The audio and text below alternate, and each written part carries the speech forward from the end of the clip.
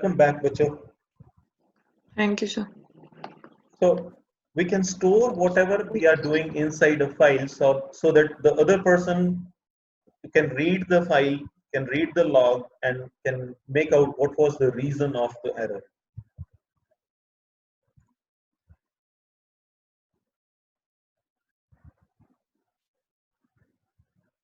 So when an exception occurs, the program should write the exception into a file and continue to run.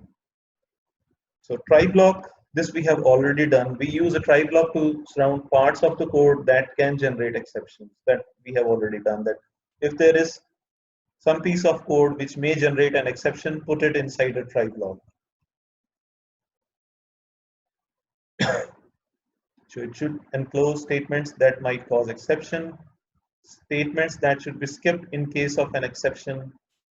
And this is the format. We have already done an example, so you already know this.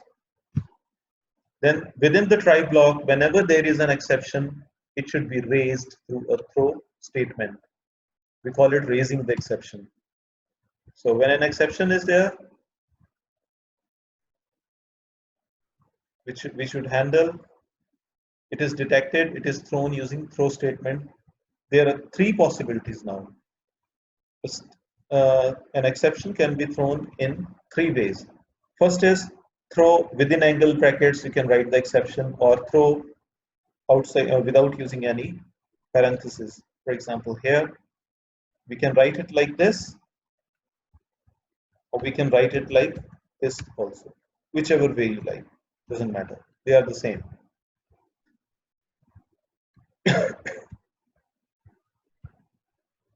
And third method is throw without any parameter. This is specifically used for rethrowing an exception. We will discuss it in a little detail later on. Sometimes it happens that your code is not able to fully handle the exception. You can partially handle an exception, and for remaining part, you can rethrow the exception in the catch block. We'll discuss it in detail a little later. Okay, this we have already done. I'm skipping it. So there may be some statements or functions which may cause exception. So where we are throwing an exception, it is called a throw point. Once an exception is thrown to the catch block, control cannot return to the throw point. Like here, whenever this throw is encountered, the control will shift or move out of try block. It will go to one of the handler and it will not come back here. It's not like a loop. It will not come back here. So whenever there is a try block, it should always be like here is a try block. It should always be followed by a catch or a set of catch blocks. So what is a catch block? It specifies the type of exception it can catch. Here, it will specify the exception which it can catch. And its code will handle the exception. We call it exception handler. If no exception is thrown, for example, if no exception is thrown in this try block, it will go to the statement immediately after those catch blocks. Like here, it will reach. So all the catch blocks for that try block are ignored if nothing is thrown. Execution resumes after the last catch block. If an exception is thrown in a try block, then remaining statement in that try block are ignored. This we have discussed already. So catch is an overloaded name of all handlers. The formal parameter of each catch must be unique. You cannot have two catch blocks with same type of parameter. It is not possible. It will give an error here. The formal parameter need not to be a variable. It can be a type name to distinguish it from others. And a very important thing, there can be only one parameter. You cannot have more than one parameters here, right? Each catch block will consist of one parameter only. Then there is a special catch block which can handle all types of exceptions. If some exception is unhandled, it can be handled by that catch block. We'll discuss it just now. Okay.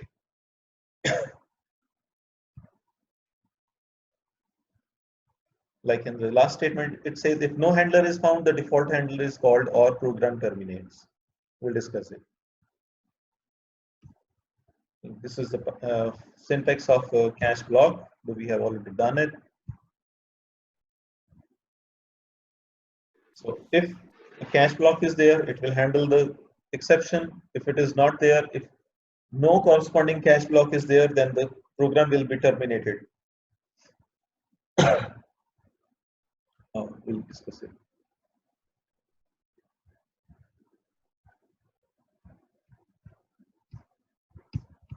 Okay, let me skip it. This is important. I have already told you each cache handler can have only a single parameter specifying a comma separated list of exception parameters. It means if you are specifying a comma separated list of parameters, it's a syntax error. It can have only one parameter. If you try to do something like this is wrong because one cache handler can handle only one type of exception. For float, you need to write another. So it is a logical error to catch same exception in two different blocks. It is not possible. You should not do it. More than one cache blocks can be there. Like here, corresponding to this try block, we have two cache handlers. We'll include one more just now. Like here, you see, there is an integer type of handler.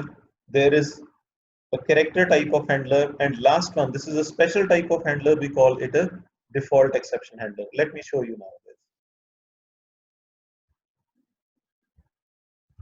Catch 3 dots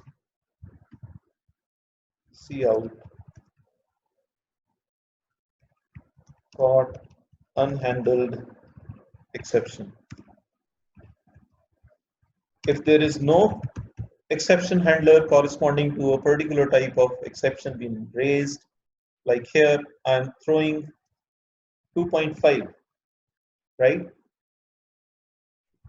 So we don't have any exception handler for handling. This is double, right? I hope you won't make any mistake now. It is double. There is no Yes, sir. exception handler for handling double type of exceptions. So it will come here. Let me show you. We are entering -1. It is saying caught unhandled exception means there is no exception handler for handling double type of exceptions.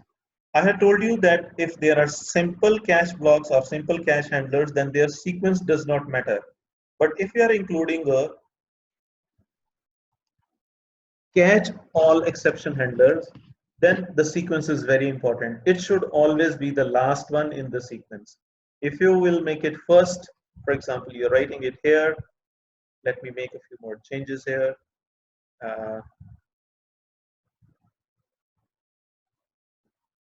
I'm writing here true valid value. So when it's a valid value, this one should be executed. If it is some other value, then this cache should be executed. You can see it here itself.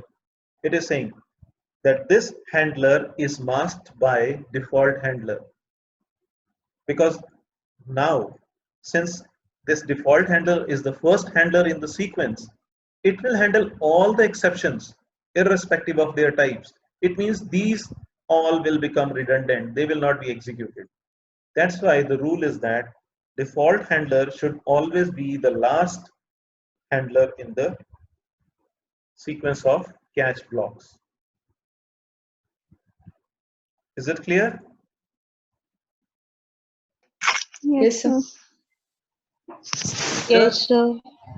So the default handler should always be the last in the sequence of catch blocks. Otherwise, it will handle all the exceptions and then no other exception handler is required. Okay. So we can skip this. Nothing more is there. So when an unhandled exception is there, then suppose no exception could be handled, there is no corresponding exception handler, then there is a sequence of events that will occur, right? I'm writing that sequence here. Just a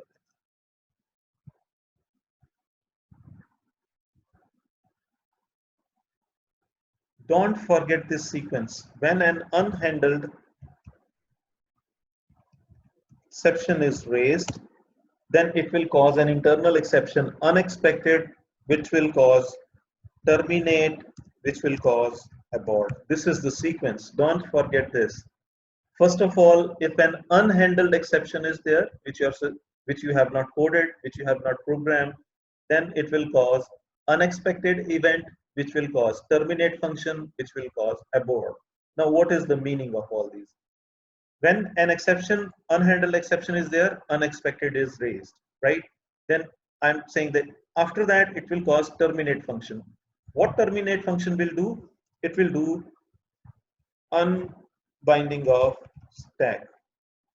It will delete the memory or free the memory allocated to local variables or parameters, or if you have used new operator, it will free the memory from there. It will call the destructor of the class if you are using class-based exceptions. It will do all the cleanup job, right? Terminate. After that, abort. Abort means remove the program from memory, remove the program from system. So this is the sequence. Don't forget this.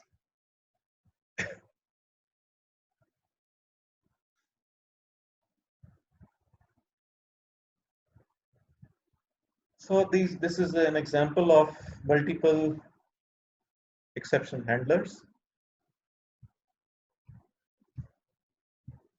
Catch-all exception, I have told you that this is a default exception handler and it should always be the last one in the sequence of exception handlers. Otherwise, it will handle all the exceptions and all other exception handlers will become redundant.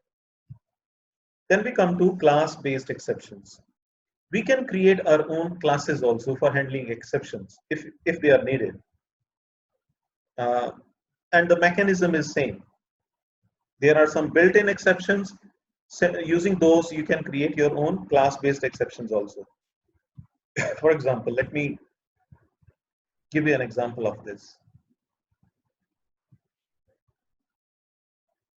Let's write a class, my exception. Let it be us or let it be a character pointer str public my exception character pointer some s. So by integer length is equal to string length s. We'll find out the length of the string. Then str is equal to new length plus 1, new character length plus 1, and then string copy strs, and then void what cout str. You can write display also. The name of function may be any, but the convention is to write what, means what has happened, right? The inbuilt function, default, the inbuilt exception handlers, they all have this function what, means it will tell you what has happened, what has caused the exception. So it is a very simple class. We have a character pointer data member. Through this parameterized constructor, we are copying the parameter to string, and through this function, normally we used to write display, but since the convention is to write what, I'm writing what only, it will display the message here. So let's do it here.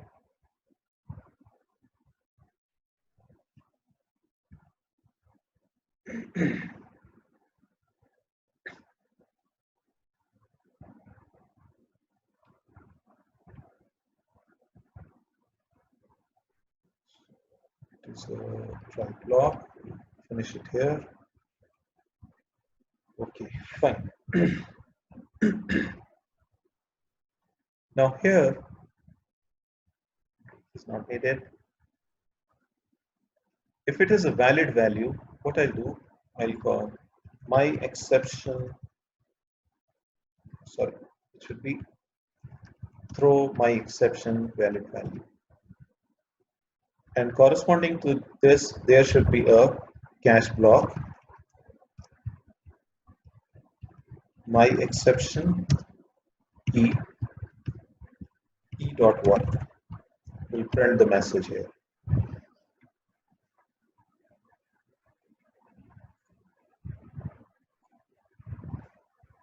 What happened here? Object create नहीं किया है sir. जी नहीं, object की जरूरत नहीं है बच्चे, तो object will be automatically created.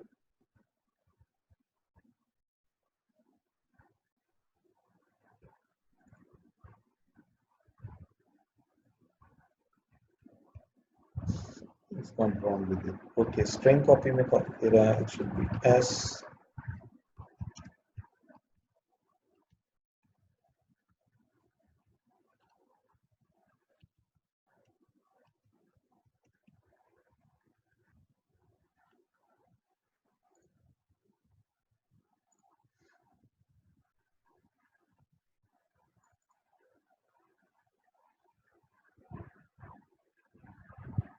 What happened?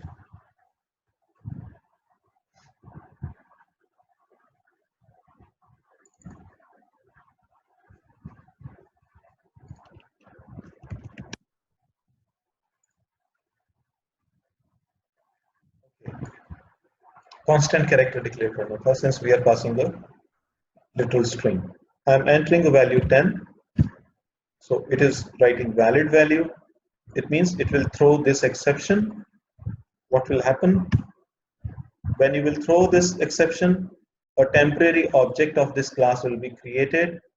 This will be the parameter passed. It will come here. It will use this constructor to initialize the data member. And then that temporary object will be thrown, which will be caught here. Is it clear?